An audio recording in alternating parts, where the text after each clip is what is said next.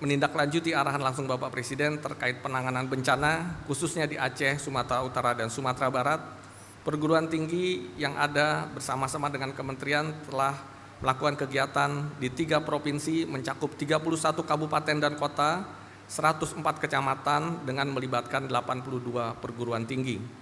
Perguruan tinggi tentu hadir bukan hanya sebagai pengamat tetapi juga sebagai solusi bagi bangsa. Tentunya ini akan menjadi SDM unggul untuk berperan dalam memajukan bangsa. Kementerian Kesehatan telah menerbitkan 156 izin prodi spesialis baru, Bapak, 126 prodi spesialis dan 30 prodi subspesialis. Saat ini terdapat sekitar 5.000, sehingga total menjadi 8.650 mahasiswa. Beberapa kajian terkait industri nasional yang sedang dikerjakan antara lain pengembangan industri tenaga surya atau solar cell, logam tanah jarang, pengelolaan sampah dan ekonomi sirkular, pengembangan pembangkit listrik tenaga nuklir, industri semikonduktor, industri sepatu, tekstil, kosmetik.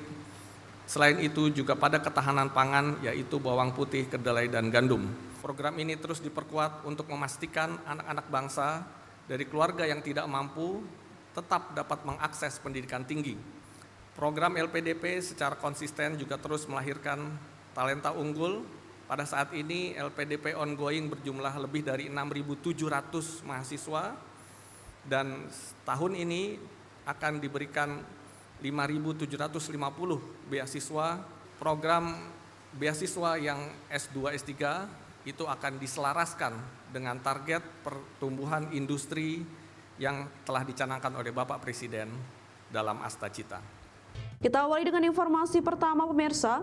Presiden Prabowo Subianto meresmikan 166 sekolah rakyat secara serentak yang tersebar di 34 provinsi dari Sumatera hingga Papua. Peresmian secara serentak 166 sekolah rakyat yang tersebar di 34 provinsi ini dipusatkan di Sekolah Rakyat Terpadu atau SRT 9 Banjarbaru yang terletak di lingkungan Balai Besar Pendidikan dan Pelatihan Kesejahteraan Sosial atau BBPPKS Banjarbaru, Kalimantan Selatan.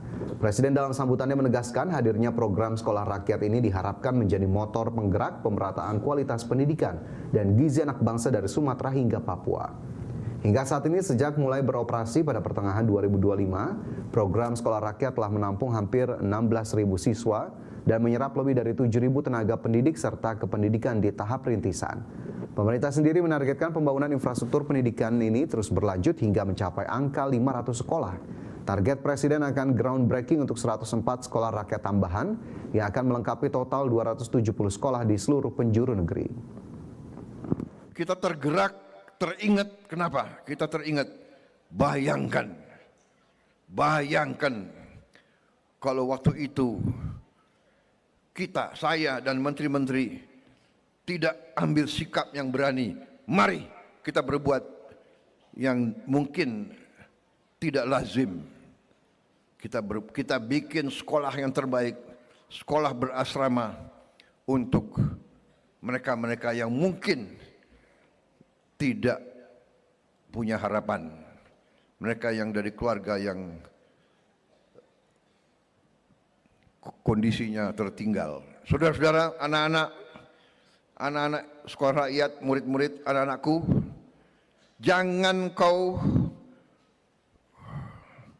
kecil hati, jangan kau malu orang tuamu hanya buruh atau hanya petani miskin atau hanya tukang pemulung. Jangan kau malu.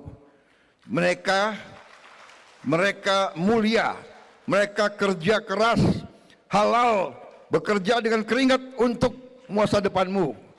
Jangan. Kembali bersama kami di Prime Market Highlights. Pemirsa, Menteri Keuangan Purbaya Yudi Sadewa menyebut Presiden Prabowo Subianto setuju anggaran transfer ke daerah untuk Provinsi Aceh tahun 2026 tidak dipotong. Ya, Menkyu menyampaikan pengembalian jumlah TKD seperti tahun sebelumnya itu supaya bisa mempercepat proses pemulihan Aceh sesuai yang direncanakan. di mana Purbaya mengungkapkan total TKD yang akan dikembalikan ke pemerintah Aceh untuk anggaran 2026 yakni 1,7 triliun rupiah. Purbaya meminta pemerintah daerah di Aceh segera membelanjakan anggaran yang ada agar pemulihan pasca bencana bisa cepat berlangsung. Purbaya juga menyoroti aduan mengenai kendala pengadaan kapal keruk untuk penanganan bencana di Sumatera. Kapal keruk yang sangat dibutuhkan itu ternyata dikenakan cukai sebesar 30 miliar rupiah. Menanggapi masalah tersebut, Purbaya langsung memutuskan dan membebaskan pajak untuk pemindahan kapal keruk. Aceh Tamiang saya transfer 40 sekian miliar sekarang. Dia punya di rekeningnya 130. Jadi kemungkinan besar, jadi kalau digubang ya hampir 170 ya. Kalau dilihat dari situ kira-kira uang bukan masalah untuk Pemda. Cuman sekarang karena pemerintahnya belum bisa berjalan karena kendala bencana ini aja. Tapi begitu itu beres harusnya sih akan cepat balik ke normal. Nanti kalau Pemirsa, Komisi Pemberantasan Korupsi menetapkan 5 orang sebagai tersangka dalam operasi tangkap tangan kasus pemeriksaan pajak di kantor pelayanan pajak Madya Jakarta Utara.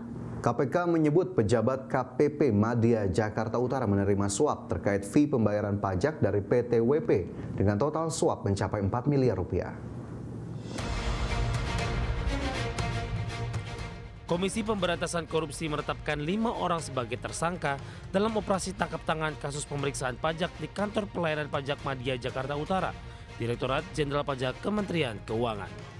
5 tersangka tersebut yakni Kepala KPP Madya Jakarta Utara Dwi Budi Iswahyu, Kepala Seksi Pengawas dan Konsultasi KPP Madya Jakut Agus Syaifuddin, tim penilai di KPP Madya Jakarta Utara Askop Bahtiar, konsultan pajak PT WP Abdul Kadim Sabudin, dan staf PT Wanatiara Persada Edi Yulianto. KPK menyebut 3 orang pejabat KPP Madya Jakarta Utara yakni Dwi Budi Iswahyu, Agus Syaifuddin, dan Askop Bahtiar diduga menerima suap terkait fee pembayaran pajak dari PT Wanatiara Persada dengan total suap mencapai 4 miliar rupiah. Dalam OTT ini KPK juga turut menyita barang bukti uang tunai rupiah sebesar 793 juta rupiah, uang tunai 165 ribu dolar Singapura atau setara 2,16 miliar rupiah, serta logam mulia seberat 1,3 kg senilai 3,42 miliar rupiah. Total nilai barang mencapai 6,38 miliar rupiah. Setelah para penyelidik, kemudian penyidik meyakini bahwa ada peristiwa pidananya, dalam hal ini peristiwa pidana korupsi, kemudian dinaikkan ke penyidikan.